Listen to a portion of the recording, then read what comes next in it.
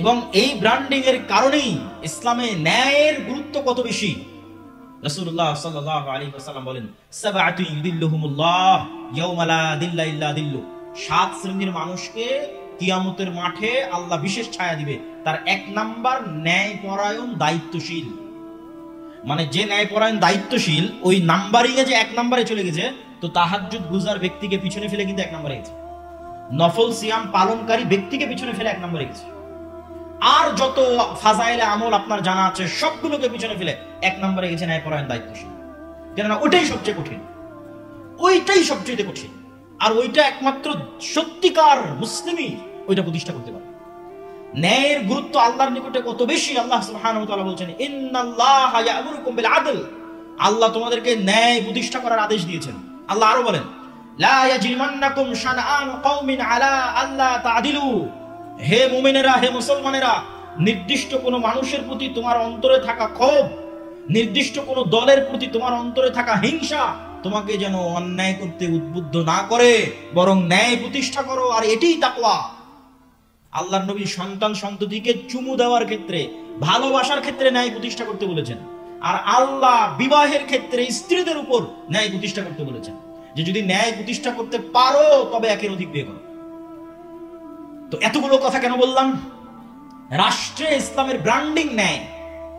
আর ঈসা আলাইহিস সালাম সমগ্র পৃথিবীতে ন্যায় বিচার প্রতিষ্ঠা করবে। এখন আপনার কাছে আমার প্রশ্ন, যে ঈসা আলাইহিস সালাম যদি নিজে ন্যায়পরায়ণ না হয়, উনি কি ন্যায় প্রতিষ্ঠা করতে পারবে? পারবে না। তাহলে ঈসা আলাইহিস সালাম যে সমগ্র পৃথিবীতে ন্যায় প্রতিষ্ঠা করবে, তার জন্য 1 নম্বরে ঈসা আলাইহিস সালামকে নিজেকে ন্যায়পরায়ণ হতে হবে। আর আল্লাহ সব নবীকে জন্মগত ন্যায়পরায়ণ করে পাঠিয়েছেন।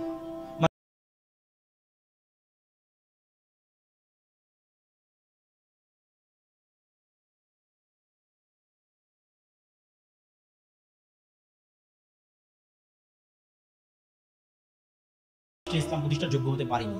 এবার বাস্তব উদাহরণে আসেন। আপনাদের এই চারঘাট, বাঘা, রাজশাহীর এই অঞ্চলের যত মানুষ আপনারা এখানে উপস্থিত আছেন, যতজন মিডিয়ার মাধ্যমে শুনবেন, আশেপাশের পাড়া প্রতিবেশী সবার কাছে চেক করবেন আমার এই প্রশ্নটা। 2টা উদাহরণ দিব। 1, আপনার বাবার মৃত্যুর পরে অথবা আপনার দাদার মৃত্যুর পরে আপনি আপনার বোনকে অথবা আপনার আব্বা আপনার ফুফুকে আপনার দাদা অথবা বাবার সম্পত্তিতে ন্যায়ের সাথে তার পাওনা বুঝিয়ে দিয়েছে কি? প্রশ্ন। 1 দল মানুষ পাবেন বুঝিয়েই দেয়নি, মানে বোনকে এই অজুহাত দিয়েছে যে সে ভাইয়ের বাড়িতে যাতায়াত করবে, এই জন্য ভাই তার সম্পত্তি ভোগ করবে। আর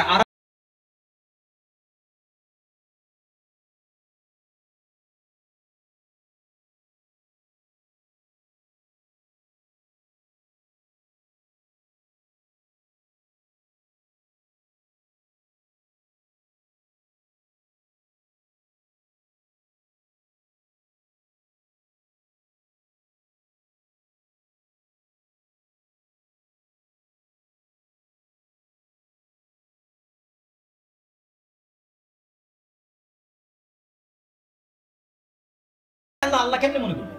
আল্লাহ তো বলে রেখেছে ইসলামী রাষ্ট্রের ব্র্যান্ডিং ন্যায় বিচার। তো আর বোনেরই সম্পদ মেরে দিয়েছে। উদাহরণ 2, চারঘাট, বাঘা সব আশেপাশের অঞ্চলে অসংখ্য জায়গায় বিবাহ হচ্ছে যৌতুকের ভিত্তিতে, হচ্ছে না? হচ্ছে। তাহলে যে যুবক তার স্ত্রী বা স্ত্রীর পরিবারের নিকট থেকে যৌতুক বাবদ টাকা গ্রহণ করেছে, সেটা প্রকাশ্যে হোক অথবা ছলে বলে কৌশলে হোক, ছলে বলে কৌশলে মোটরসাইকেল নিয়েছে, নাইনি?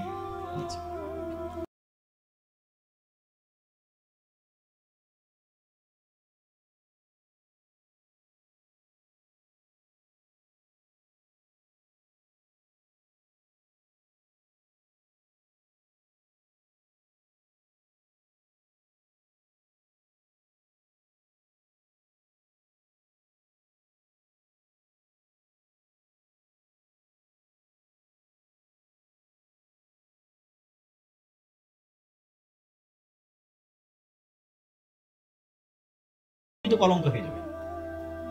সম্মানিত উপস্থিতি, তাহলে আবারও চলে আসে রাষ্ট্রে ইসলাম প্রতিষ্ঠার ব্র্যান্ডিং ন্যায় বিচার। তাহলে যে মুসলমান ন্যায় প্রতিষ্ঠা করার যোগ্য, ওই মুসলমানই রাষ্ট্রে ইসলাম প্রতিষ্ঠা করার যোগ্য। তাহলে মুসলমান ন্যায় প্রতিষ্ঠা করার যোগ্য নয়। 2, আজকের যুগের মুসলমানদের আরেকটা বড় সমস্যা হচ্ছে, আজকের যুগের মুসলমানেরা সত্য বলা জানে না। আর মিথ্যা বললে কখনো নেতা হওয়া যায় না।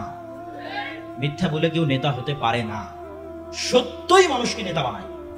তো আজকের যুগের মুসলমানেরা যে পরিমাণ মিথ্যার সাথে সম্পৃক্ত, আজ থেকে 1400-1450 বছর আগের মক্কার কাফের মুশরিকদের চরিত্র সত্যের দিক থেকে এই মুসলমানদের চেয়ে ভালো ছিল।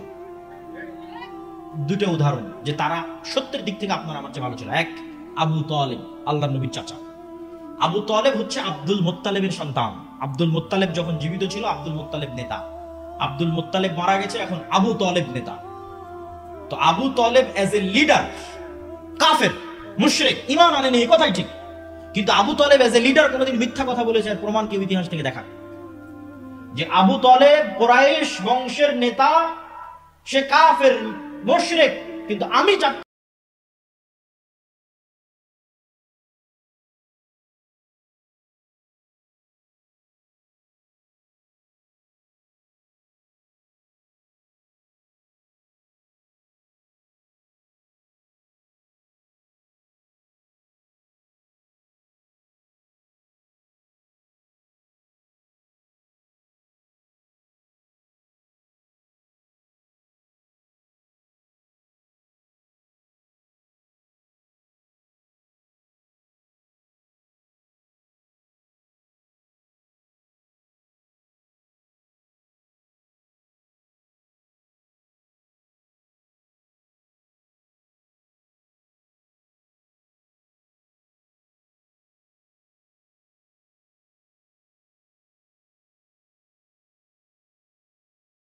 গর্ত খনন করে, তাহলে ঘোড়া এক লাফে ওই গর্ত পার হতে পারবে না। বিশাল যে ঘোড়সওয়ার বাহিনী আসবে, ওকে ওই গর্তের কাছে থেমে যেতে হবে, থেমে গিয়ে গর্তে নেমে উঠে তারপরে পার হতে হবে।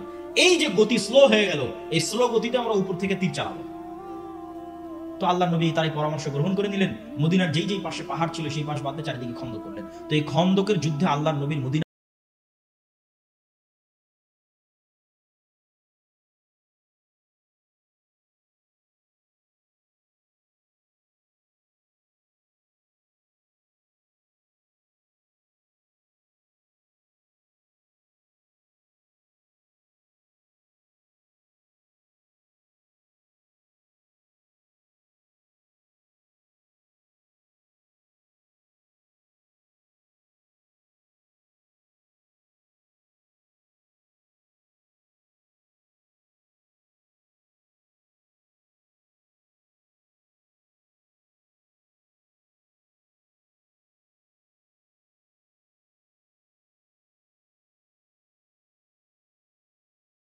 করো মোহাম্মদ ইসলামের নামে মিথ্যা বলতে পারি একটা বাক্য।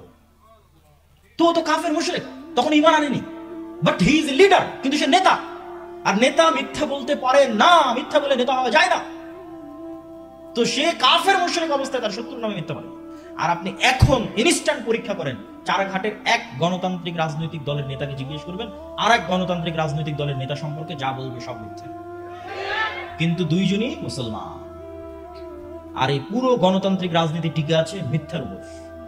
তাহলে মিথ্যা বলে আপনি রাষ্ট্র ইসলাম প্রতিষ্ঠা করবেন? মিথ্যুককে আল্লাহ সুযোগ দিবে রাষ্ট্র ইসলাম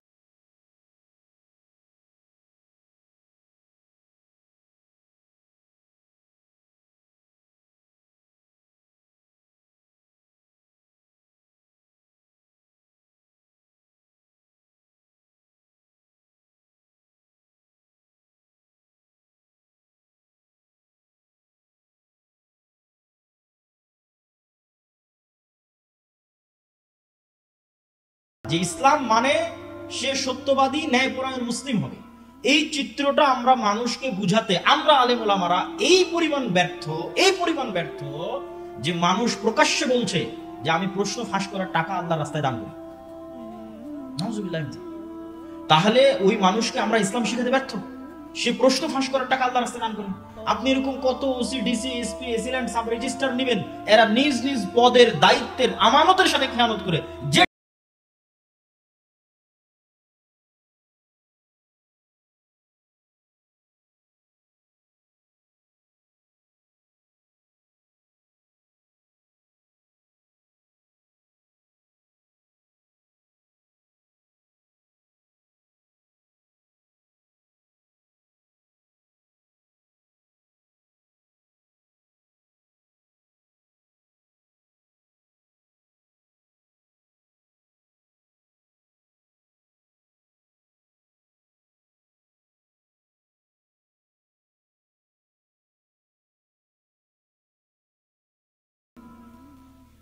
মানে মুসলমানে তো মিথ্যা বলছেই, কিন্তু এক মুসলমান যে বলে যে আমি কালেমা পড়েছি আশহাদু আল্লা ইলাহা ইল্লাল্লাহ, সে নাকি নবীর উম্মত।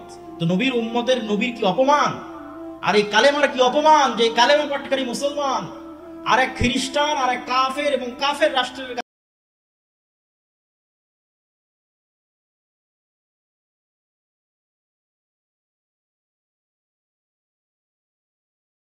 এই চারিত্রিক গুণ যতদিন উন্নত না হবে, একটা প্রজন্ম যতদিন আমরা তৈরি না করতে পারবো যে প্রজন্ম সত্যের উপর অটল, ন্যায়ের উপর অটল, ন্যায় প্রতিষ্ঠা করবে, ন্যায় প্রতিষ্ঠার আন্দোলন করবে, ন্যায় প্রতিষ্ঠার সংগ্রাম করবে। আপনি মসজিদে যান, মাদ্রাসায় যান, ইসলামী দলে যান, ইসলামী আন্দোলনে যান, সব জায়গায় নামাজ আছে, সিয়াম আছে, সালাত আছে, আকীদা আছে, নাই তো কি ন্যায় পরায়ণতা নাই। এটা বাস্তবতা এবং সত্য বলছি।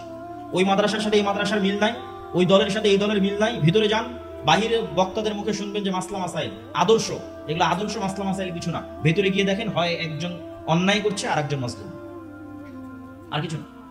ইসলামী দলের নেতা যে কর্মী বেশি চামচামি করেছে ওকে পদ দিয়েছে, আর যে কর্মী কঠোর পরিশ্রম করেছে ওকে পদ দেয়নি। তাবলিগ জামাতের গন্ডগোল যান, চ্যালেঞ্জ দিলাম, বাহির থেকে আপনার মনে হচ্ছে যে না এখানে মনে হয় ফতোয়া মাসলা মাসাইলের কিছু না। ভেতরে গিয়ে দেখেন একজন জালেম আর একজন মাজলুম। মসজিদে যান, মাদ্রাসায় যান, মাদ্রাসার পরিচালক, মসজিদ কমিটির সভাপতি, সে তার মসজিদের দায়িত্বশীল যারা আছে তাদের প্রতি ন্যায় করতে পেরেছে। মাদ্রাসার পরিচালক তার মাদ্রাসার শিক্ষকদের প্রতি ন্যায় করতে পেরেছে। সালাত, সিয়াম, হজ, যাকাত সবই আছে, বাবা ন্যায় নাই। তো যিনি ন্যায় প্রতিষ্ঠা করতে পারেননি তার দলে, যিনি ন্যায় প্রতিষ্ঠা করতে পারেননি তার মাদ্রাসায়, তাকে আল্লাহ কেমনে যোগ্য মনে করবে যে সে রাষ্ট্রে ন্যায় প্রতিষ্ঠা করতে পারে? অতএব আমাদের মূল জায়গায় হাত দিতে হবে।